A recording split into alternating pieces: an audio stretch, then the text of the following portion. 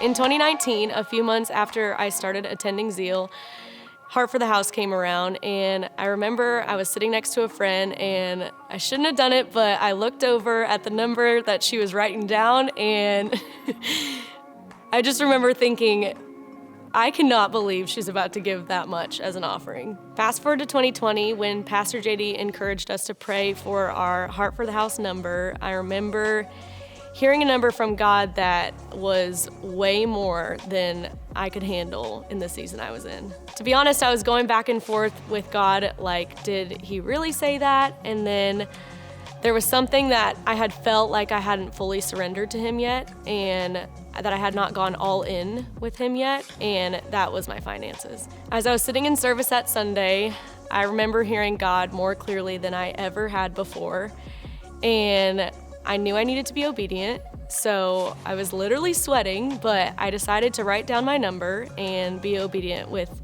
what he had told me to give.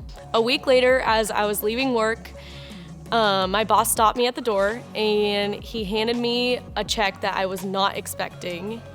And as I was leaving, I was walking to my car, and I remember thinking, there is no way that this is gonna be my Heart for the House number.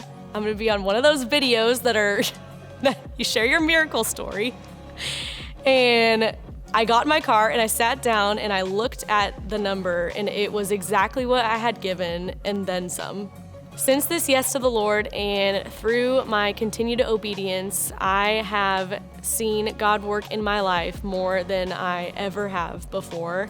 I have been faithful with my tithe, got a raise. It's been my best spiritual year so far. When Pastor JD always says that it can be your best year if it's your best spiritual year, I can say that that is true. I have an incredible community. It's inspired me to be more selfless with my money and just be more generous for people.